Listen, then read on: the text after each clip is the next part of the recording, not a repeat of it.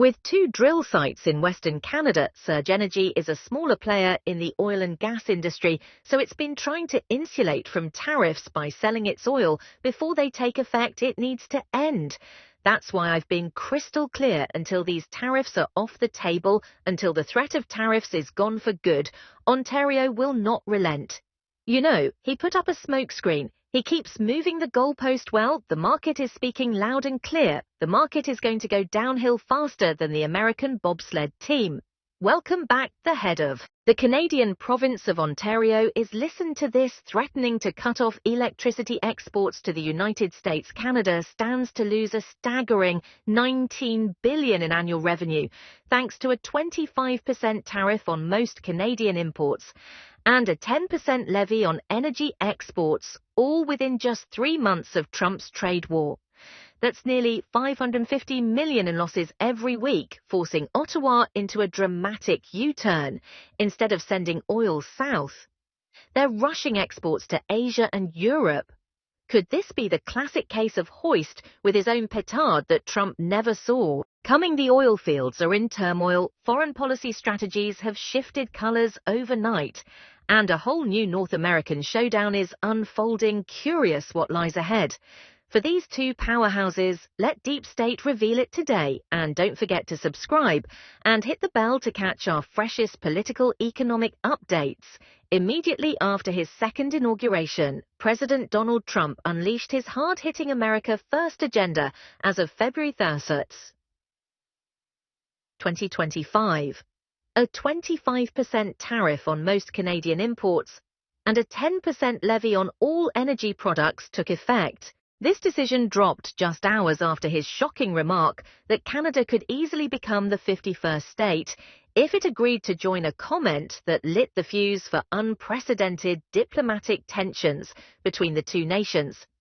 That 10% energy export tariff is no small matter. According to the U.S. Census Bureau, in 2023, Canada exported nearly $100 billion worth of crude oil and energy products to the United States, about 25% of America's total imports from Canada. Immediately, input costs spiked. Midwestern refineries sounded alarms over potential shortages, and household electricity bills climbed higher than predicted. But the fallout didn't stop there. By April 2025, Canada's goods trade deficit with the rest of the world had ballooned to a record $7.1 billion Canadian dollars, roughly $5.2 billion US, as exports to the US, which normally account for over half of total trade, plummeted dramatically. Statistics Canada experts warned that if this trend continues, Canada's economy could slide into recession, forcing Ottawa to hunt new partners to rescue its traditional oil sector under the crushing squeeze on revenue. Ottawa pivoted its investment strategy at lightning speed instead of sending oil south.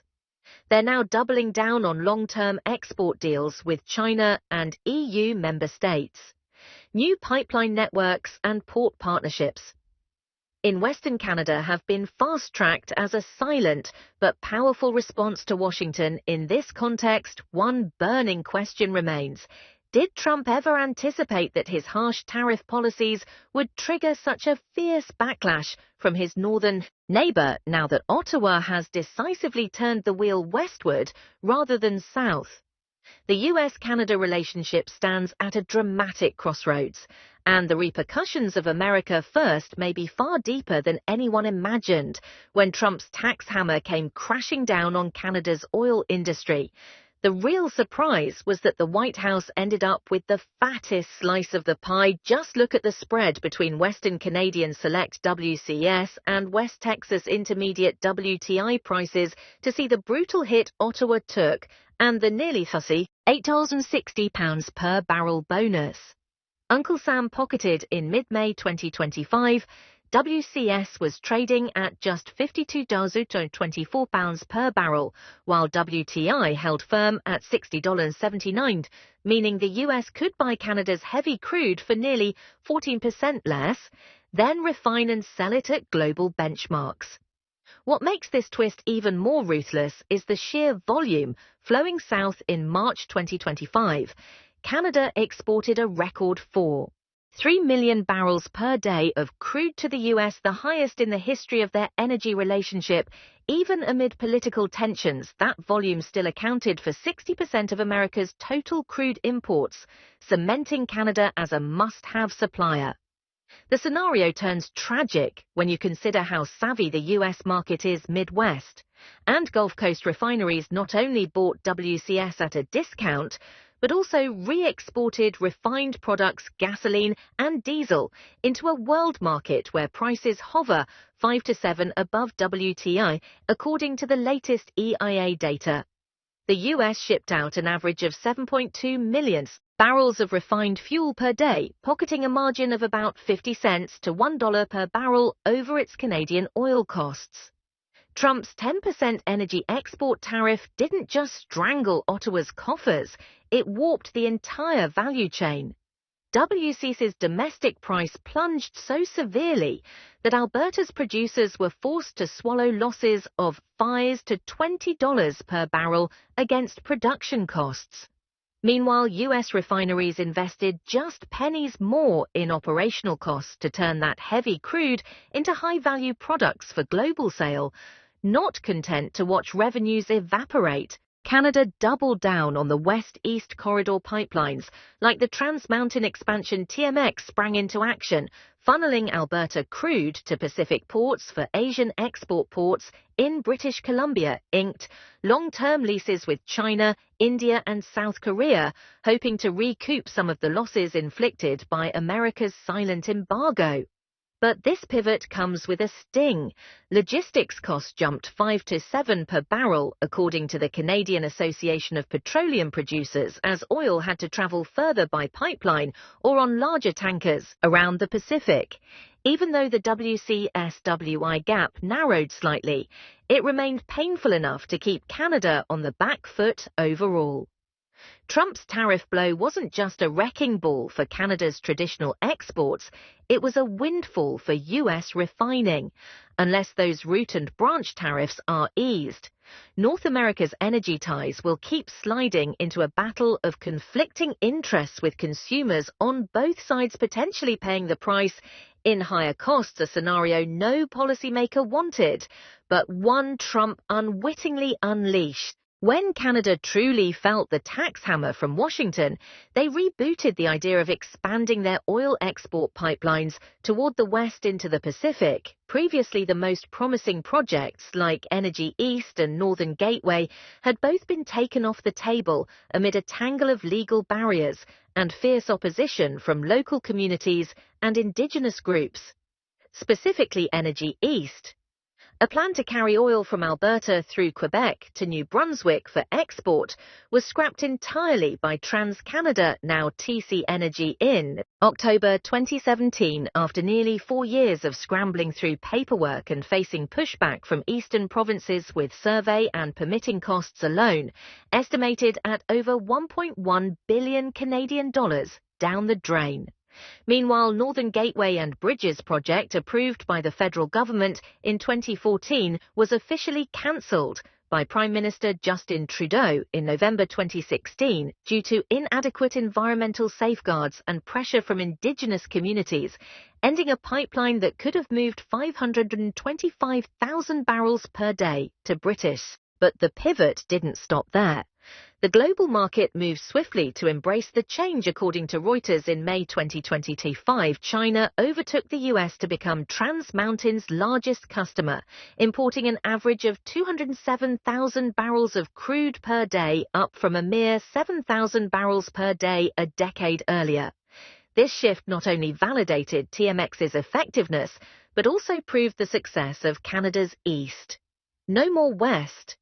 Yes strategy driving crude exports to potential markets like South Korea, Japan, India and Taiwan up by nearly 60%. Colombia's shores. After a decade of failures, Canada seemed to have lost hope of diversifying its oil and gas markets, having been far too dependent on the traditional southbound flow. Yet, the crucial turning point came with the Trans Mountain Extension TMX project itself, launched in 2019 and officially brought online on May 1, 2024. TMX boosted capacity from a modest 300,000 barrels per day to a staggering 890,000 barrels, nearly tripling output and opening doors to Asian markets that Canada had only dreamed of before. Compared to 2024, of course, achieving these results came at a hefty cost. And with no small measure of fallout, TMX stands as the most ambitious energy project in Canada's history, carrying a price tag of 21.4 billion Canadian dollars, including 12.6 billion Canadian dollars to expand and upgrade the existing pipeline, alongside a slew of legal challenges from provincial governments and environmental groups. Construction delays and ballooning costs forced the federal government to guarantee up to 10 billion Canadian dollars in loans so that TC Energy could finish the project on schedule. Nevertheless, once oil began flowing westward, Canada wasted no time forging long-term agreements with British Columbia ports and signing charters for large oil tankers bound for Asia. This backdoor advantage meant that instead of suffering heavy losses from America's 10% energy tariff, Canada could improve WCS prices through competition on the international stage. Still a few dollars below WTI, but market-kedly better. Many analysts even predict that if demand from East Asian economies continues to rise, the price gap could narrow to just $3 to $4 per barrel in the near future. Looking back from abandoned projects to the TMX breakthrough, it's clear that Ottawa was forced to switch the valve on its export strategy under a knife's edge. Trump's tariff blow unwittingly became the catalyst that left Canada with no choice but to seek new export routes. Yet the Western path, though promising, carries its own risks: higher investment and logistics costs, plus stiff competition from other oil sources such as Australia or the Middle East. Can Canada sustain its crude export growth to Asia, or will it stumble into fresh barriers? The answer will only become clear as we continue to watch the unfolding drama, where North America's energy relationship has been cleaved by a rift that may be impossible to mend, just days after Washington's tariff hammer struck. Prime Minister Mark Carney convened an emergency meeting with the 13 provincial and territorial premiers on June 2, 2025 in Saskatoon, Saskatchewan. Carney's mission was crystal clear: shatter the decade-long administrative bottleneck by designating key energy and mining projects as national interest and slashing approval timelines down to a maximum of 2 years. During the marathon session, attendees hashed out a national certification mechanism for strategic ventures, from oil pipelines to LNG facilities, aimed at eliminating the usual 7 to 10-year permitting ordeal. Historically, projects have been bogged down by federal, provincial, and Indigenous consultations that drained investor patience. Yet the shock inflicted by Washington's 25% goods tariff and 10% energy levy made this rapid overhaul unavoidable. Without change, Canada risked bleeding tens of billions more each year into U.S. government coffers and American refineries across the border. Immediately after the meeting, Carney told reporters that Canada must fuel domestic growth and secure energy self-reliance to narrow its dependence on the American market, and this isn't empty rhetoric. The Financial Times reports that Ottawa is drafting special legislation to fast-track implementation of priority projects alongside a 5 billion Canadian fund to underwrite energy firms during the final approval phases. Observers say this marks a strategic turning point. Alberta's delegation emphasized turbocharging exports via tight oil and natural gas, while Great Lakes and Quebec premiers pushed for green refining initiatives and carbon storage schemes. Although some Indigenous groups still fear land use rights being sidelined, Carney vowed that national interest approvals will uphold rigorous consultation and environmental standards, avoiding legal pitfalls like Northern Gateway or Energy East. But Ottawa's longer-term vision is bold. Canada must emerge as a true energy superpower to that end. The federal government is accelerating partnerships with oil and gas companies, incentivizing carbon capture technology, and expanding export infrastructure. Reuters quotes Carney, pledging that Canada will activate every resource to keep flagship projects unblocked from red tape to financing, so it can withstand any future U.S. tariff strikes. This approach aims to cut Canada's energy export reliance on the U.S., currently over 60% of its total, to below 40% within 3 years. Beyond expedited approvals, Ottawa is negotiating bilateral trade pacts with the EU and Asian nations to broaden markets for oil and LNG by outpacing the tariff trap with rapid action. Canada not only hopes to reclaim lost market share, but also to rebrand itself as a more reliable, diversified energy partner. On the world stage, still the road ahead is rocky. Accelerated approvals will face pushback from environmental groups and Indigenous communities, while the political and financial risks of ramping up oil and gas output could make Canada's domestic discourse even more fraught. Yet, in a climate where Trump wields tariffs as policy artillery, Ottawa may have no choice but to sprint into action to safeguard national interests and cement its status as the new energy powerhouse. The revolt of Canada's western provinces quickly stole the spotlight when Alberta proposed building a privately funded pipeline capable of carrying up to 1 million barrels of oil per day to British Columbia's northwest coast, a figure enough to make any investor's jaw drop, according to Premier Danielle Smith. This Eagle project promises not only an estimated 20 billion Canadian dollars in annual revenue, but also the deployment of cutting-edge carbon capture technology to clean up oil sands production in Alberta. The investment for the carbon capture and storage system is said to range from 10 billion Canadians to 20 billion Canadians, aiming to meet ever-toughening environmental standards and win the trust of Indigenous communities. Alberta's resolve is no mere rhetoric. At the Premier's meeting on June 2, 2025, the province detailed its ability to mobilise massive private capital and even pledged profit sharing to accelerate approvals. The primary goal is to ensure that crude from Alberta's plains no longer has to take the long way through the U.S. border, subject to tariff risks and erratic policies, but instead flow straight to the port of Kitimat, where it can be shipped directly to Asia's eagerly awaiting markets. Meanwhile, the LG Canada project at Kitimat has officially entered its final liquefaction phase, gearing up for the first LG carriers to depart in mid-2025, with a design capacity of 14 million tonnes per annum MMTPA. It will be Canada's largest ever LNG export terminal, backed by a consortium led by Shell, Petronas, ProChina, Mitsubishi, and Kogus. Once operational, this facility will not only secure Canada's foothold in the global LNG market, but also drastically reduce gas exports to the US, which reached 8.6 billion cubic feet per day in 2024. On top of that, wood fibre LNG, a smaller yet express-paced plant in Squamish, is slated to begin exporting 2.1 million tonnes per annum from 2027, employing advanced processing technology and committing to minimised emissions.